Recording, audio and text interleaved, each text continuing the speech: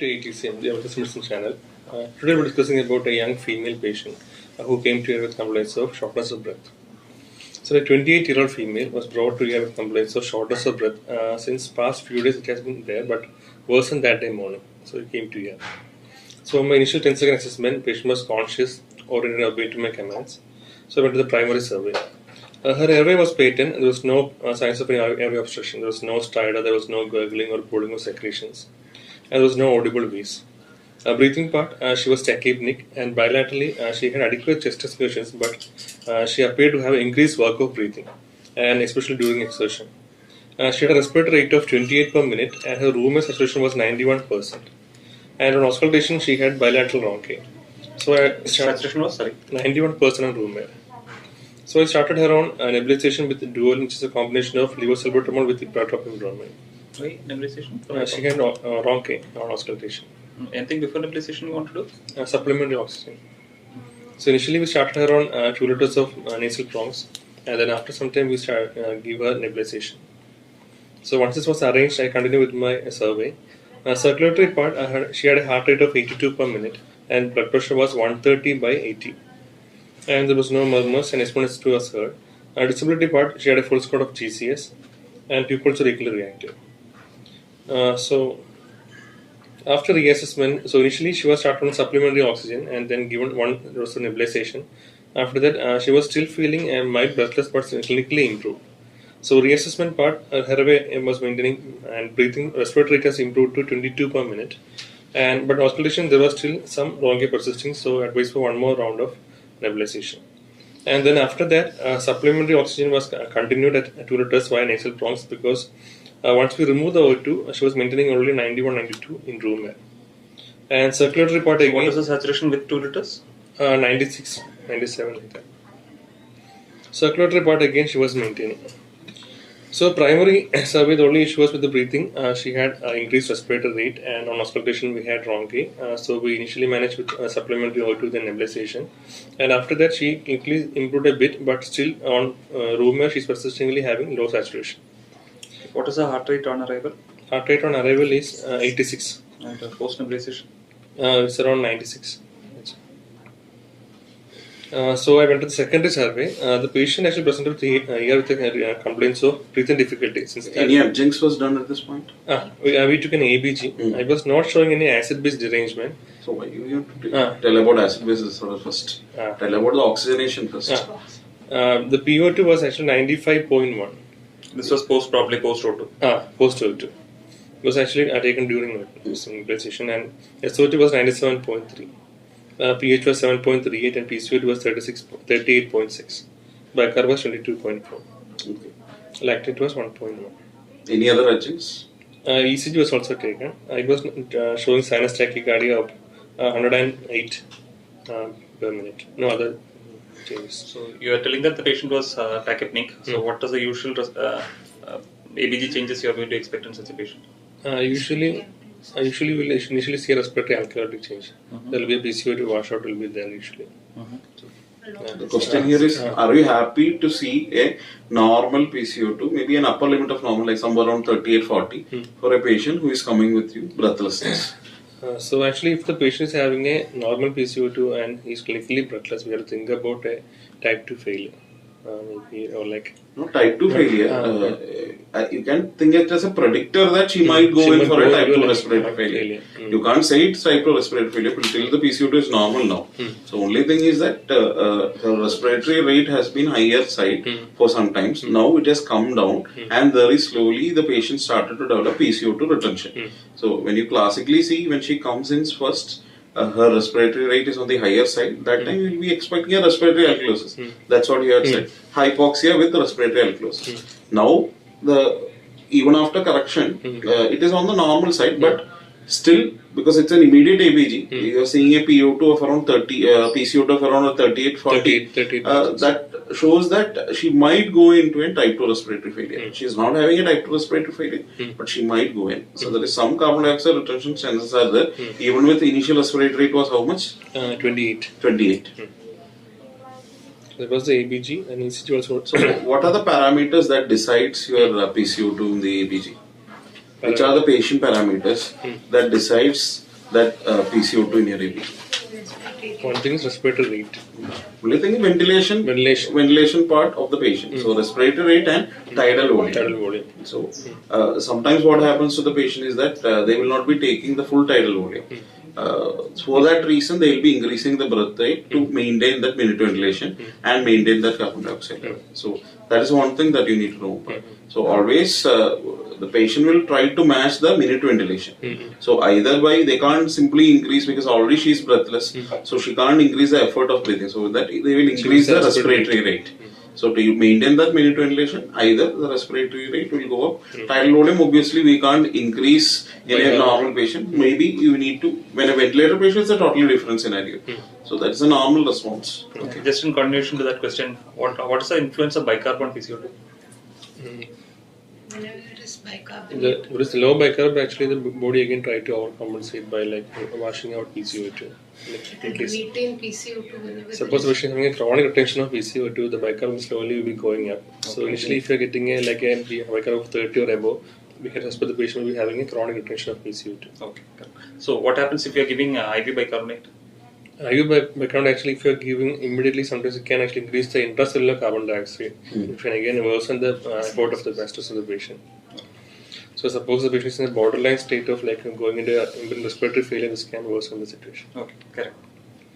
So for the message that what Sabarish was trying to convey to you, respiratory acidosis, bicarbonate role is not. It is causing more harm to the patient. So unless and until you are having an associated metabolic acidosis, yes, but otherwise for a true respiratory acidosis, what you need to do, you need to control your respiratory and minute ventilation and your IE ratio and all those things. So giving bicarbonate for a 6.9 pH with a PCO2 of 140 is not recommended. It's not warranted, and it further worsens the intracellular acidosis. So initial primary adjuncts we took an ABG and then ECG was also taken. So we also arranged for other adjuncts that you immediately wanted. Chest X-ray. Chest X-ray. Was also taken. It was showing increased bronchoalveolar markings with some bilateral heterogeneous infiltrates in the basal part of lung and bilaterally. There was no signs of any pneumonic patches or anything, or any signs of pneumothorax was noted. So primarily we have almost. So ECG you told was taken. Anything you are any of the differentials you are keeping in mind? Any clues you can get from ECG? Yeah, thing is actually the patient came with tachypnea and desaturation. We have also had to think about pulmonary embolism, but there is no history of any recent like immobilization or any other malignancy history of anything is there. The only thing is actually patient coming with desaturation and tachycardia. One differential should be pulmonary embolism. Again, a young female who had a recent like COVID infection. She's on any OC pills? OCP no. Have you asked for that history? No, but she's not taking. She's not taking. So that is again one of the risk factors. Female OC pills and again post-COVID, high chance of pulmonary embolism. One of the differential diagnoses to keep in our mind. And what will you look for in the ECG? What are the commonest ECG changes in PE? The most important is sinus tachycardia, and around 20% of cases we can see the classical S1 Q3 T3 can be seen. Then RBB can be seen. Proceed. So our ECG was only showing sinus tachycardia was there, and 108 was the heart. One more thing, you are telling that she is post-COVID. So is there any other differentials we will keep in mind while looking at the ECG other than PE?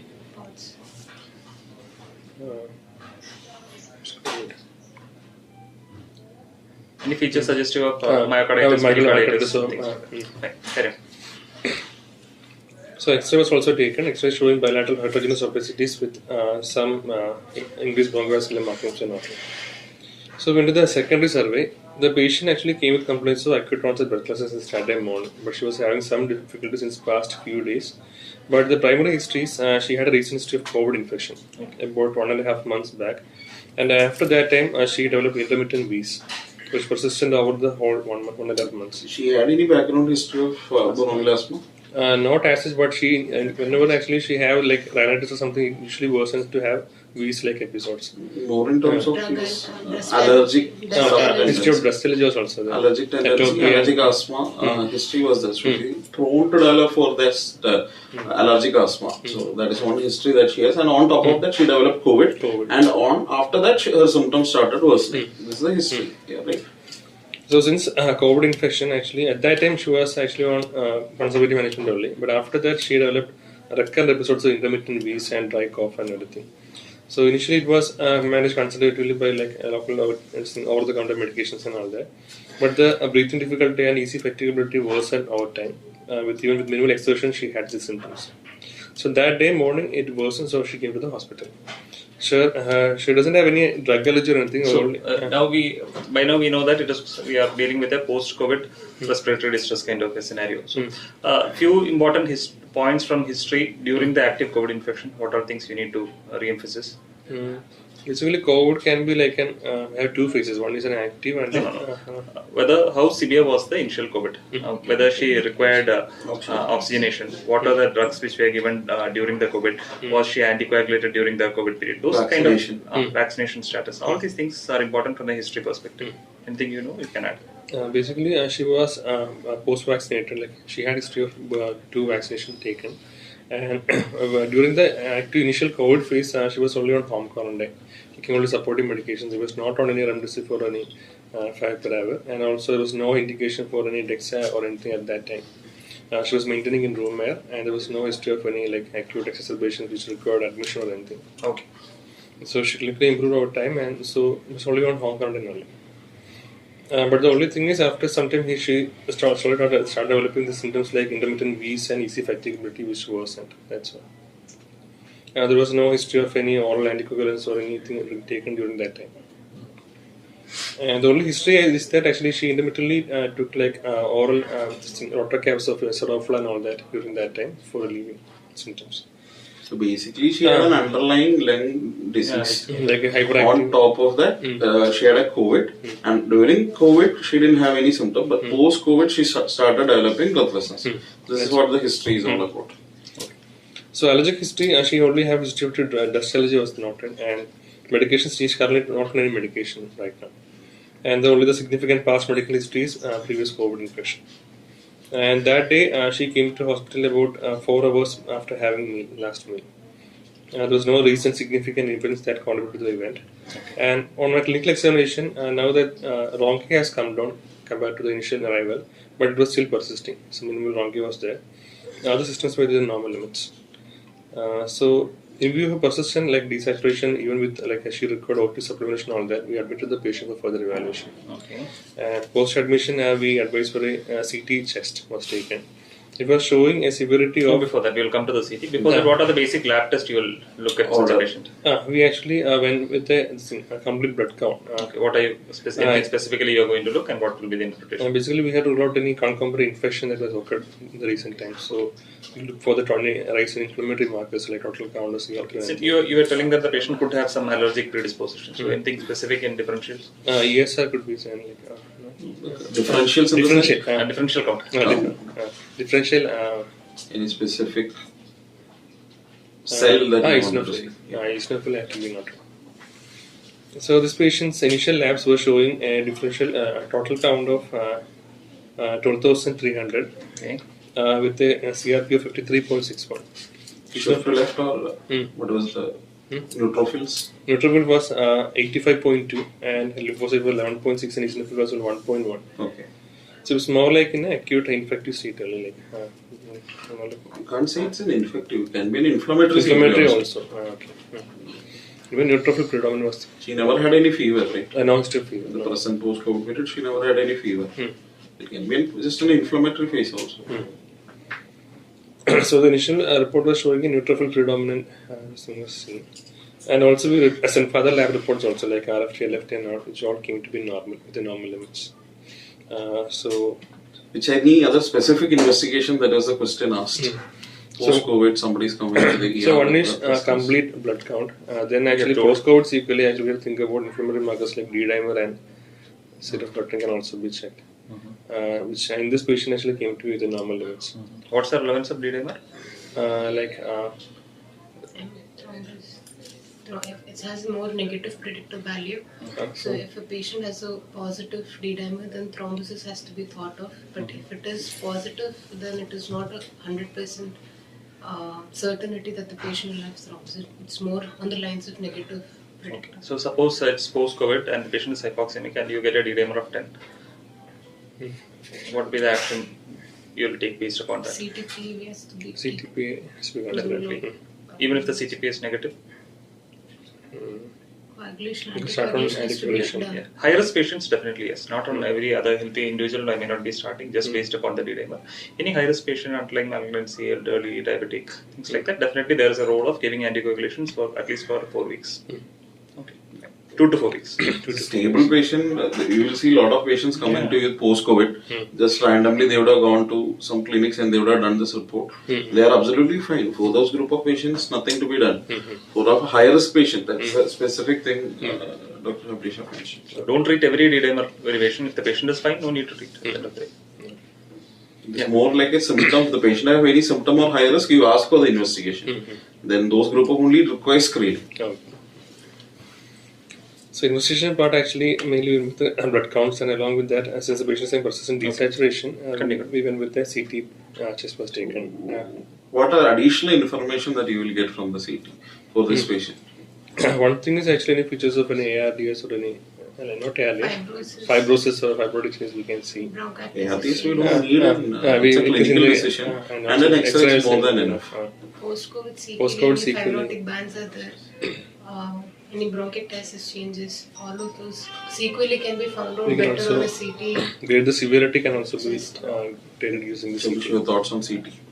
Yeah, a plain CT with HRCT is reasonably good enough. If you are having a differential of pulmonary embolism, then definitely CTPA is required. So one key thing is to differentiate between an acute infection versus a sequelae. So acute infection will have its own kind of features, especially post-COVID. If the patient has received steroids and things like that, there is high possibility of secondary fungal infections or even reactivation of tuberculosis.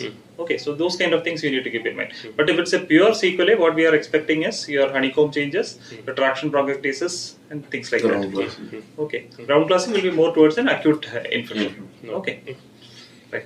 So this patient's report actually came like a ground glass opacity seen scattered in both lung fields, and also a COVID severity scoring of 11 out of 25. Okay. So the severity scoring we usually take like 0 to 8 as a mild infection and 9 to 18 as moderate and 12 to 25 severe COVID. Okay. So this patient comes under about moderate infection. So that was the finding, and during admission actually we initially started her on a injection azithromycin also was started because actually since early blood reports are showing more like an inflammation bar infective pattern was seen. What is the advantage of azithromycin? It has an anti-inflammatory Anti-inflammatory. property. That's why we wanted to cover both the aspects. So if there is any added bacterial infection, community acquired, it has got a good gram-positive typical coverage. On top of that, it has got a good anti-inflammatory property. That is the only reason why the patient was initiated on azithromycin. Then all remaining medications were mainly supportive medications like nebulizations and everything was started, and also since symptoms were persisting, we started her on injection dextrona also was started. And over time, actually, her symptoms improved, but Not because of the symptoms alone, because of the refractory V's also. refractory V's. You have persistent V's also. So V's you need to give steroids. Even if it is not a post-COVID lung, you need to treat the V's with steroids only. So that is the inhalational steroids or systemic steroids, oral or IV, whichever it is, because both are same bioavailability. So it will take another 3 to 4 hours to act. So definitely you need to give either of these. So initially with say IV azithromycin, then continuous nebulizations and IV dextrona, she improved over time. But even after her clinical improvement, room air saturation was still persistingly around 91% in room air. So she always requires supplementary O2 for maintaining her saturation levels. So even though initially we were planning to discharge the patient, before discharging we started her on a newer drug that is idofenib. That's a trade name. The content is nintedanib. So basically it is a recently approved by FDA drug which is mainly used for the idiopathic lung fibrosis and all that kind of symptoms. But the thing is actually it has been proven to like have over a long time, if you are taking like for 6 weeks or something or 50 BD we are taking, it has shown some improvement in her vital capacity and the clinical improvement. So suppose the patient is hemodynamically stable, but the desaturation is affecting her daily activities and all that, and you are planning to send the patient back home, then we can start a drug like this for her overall clinical improvement. So nintedanib is basically a receptor blocker, and it has got action on multiple receptors, mainly the tyrosine kinase receptor.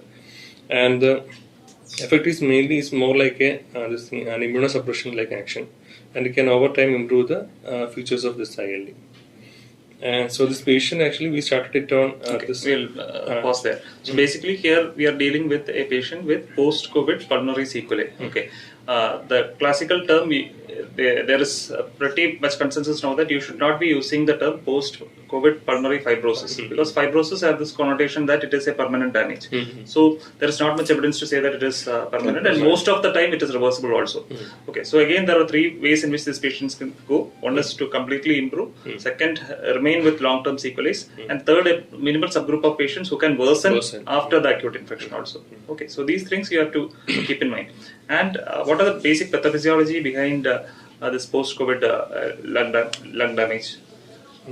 So basically, again, there are four things which is being proposed. One is the inflammatory changes itself, direct pro-inflammatory, fibrotic kind of cytokines which is being released into the lung. Second thing will be your areas-related fibrosis. Okay. Next two unfortunately proposed things are iatrogenic. One is your ventilation-related lung fibrosis kind of changes, and next will be a hyperoxygenated stress.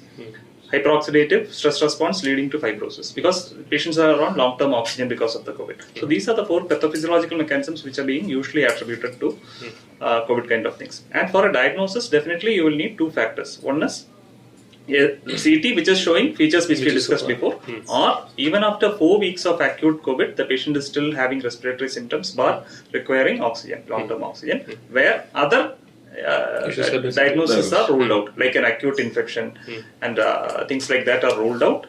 Then you can call it as post-COVID pulmonary sequelae, and that is where you have some role for antifibrotics. One is this one, and the next is pirfenidone.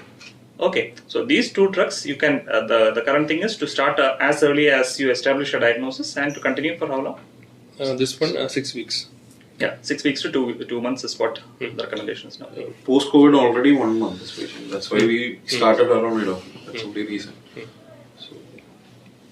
So we also decided with actually MDA follow-up was started and Idofirm was asked to continue for 6 weeks. So suppose a patient is coming with COVID, actually the COVID thing can be like an initial phase and a post-COVID sequelae. Okay. And the post-COVID actually there are multiple systems can be involved. If the respiratory, mainly it can go from like a minimal fibrotic changes to ARDS, recurring mechanical ventilation.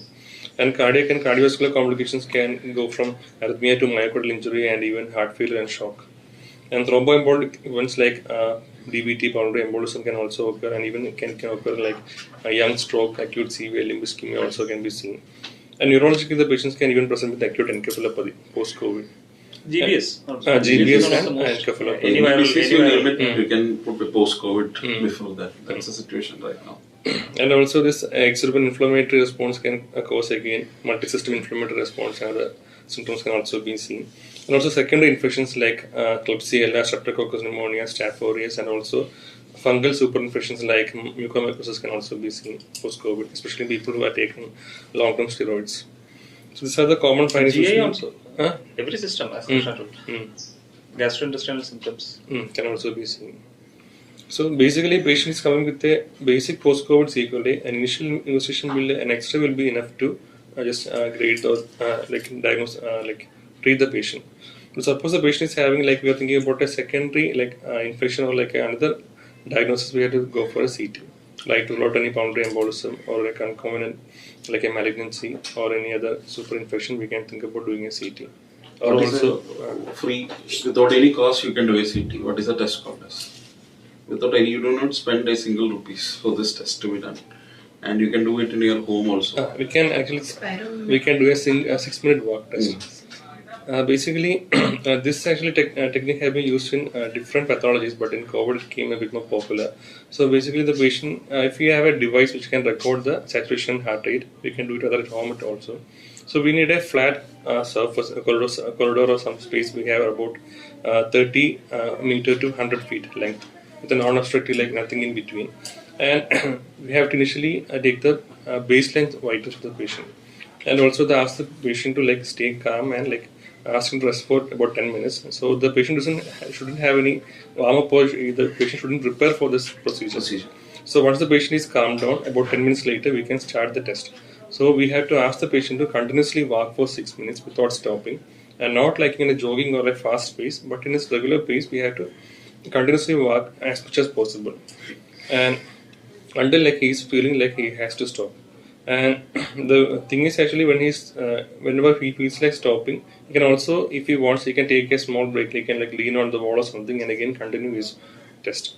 But suppose the patient is like not able to continue, we have to stop and then reassess the vitals.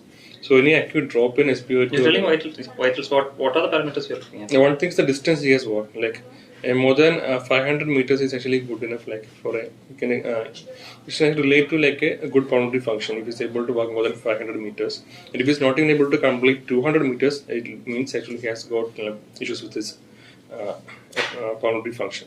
And also which vital parameters that you want to record? Saturation and heart rate. Any drop in more than 2, this saturation, like more than 2 actually is significant. And again, and the patient, the examiner shouldn't motivate the patient like to like go fast or like to do it, finish the course like that. We should not motivate the patient, but in his normal pace and effort, we have to complete the test. Okay. So that is 6-minute walk test. And along with that, before starting the test and after starting the test, we can try for a Borg scale. It is actually a scale which can be used to assess the dyspnea of the patient. So it has a scaling from 0.5 to 10, in which 0.5 is like very slight to noticeable dyspnea, and 10 will be like very maximum severe dyspnea.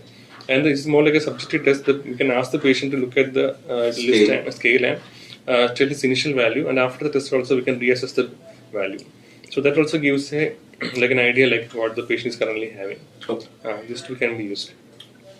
Okay. So anything like positive in this 6 minutes walk test requires like further evaluation. Okay. Anything else? This is especially more for patients who are like doing home quarantine. Okay. So coming to the evaluation, a post-COVID sequelae, initially a chest X-ray will be enough, but suppose the patient is having persistent desaturation for more than even 1 month duration and everything, we have to go for a CT. CT can give a severity grading using which we can categorize the patients like mild, moderate, and severe. And suppose the patient is like a patient is having like multiple cormos and everything, and we are starting and thinking about like an embolic issue like in the lung, we can start for anticoagulants. Suppose the patient is admitted in the hospital, we can go for enoxaparin. Enoxaparin we can give like 40 milligram OD can be given with the creatinine clearance more than for 30 ml, and if it is less than 30 ml, we can go for 30 OD. And suppose the patients we are like initially starting at home. Remember that this is a prophylaxis. Prophylaxis. Okay. Not for treatment. Not for treatment. Treatment is always bleeding. Always bleeding dose. Yeah, this is a prophylactic dose. And also suppose the patient is having you plan to send the patient back home after some time, we can also start him on rivaroxaban 10 mg. 10 mg. It's a novel anticoagulant. And suppose the patient is having actual symptoms, we can go for the full dose, whether it is actually low molecular weight heparin or unfractionated heparin.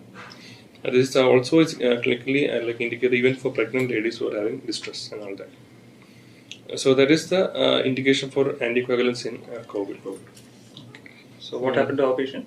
Our patient actually clinically improved, her symptoms all improved except for her desaturation. Okay. At time of discharge, she was 95% maintaining on room air, 95-96%. But any effort? Effort she had, but in the bed she was maintaining on 95-96 on room air. And she was doing reasonably well as compared to what she came in. So basically you have optimized the bronchodilators, you have added antifibrotics. One more thing to complete the full treatment for this patient? Anything else? Pulmonary rehabilitation. Okay. Especially patients who are having presenting with this kind of symptoms, they require pulmonary rehabilitation. At home, they can go for spirometry or other lung expanding exercises we can suggest the patient, and also they have to go for a official PFT and further evaluation after the current issues are stabilized, and for further pulmonary follow-up. That should be the case. And so also there is no actual indication for any repeat CT once the CT has been diagnosed in a patient. Oh. Okay. Fine. Thank you. Thanks.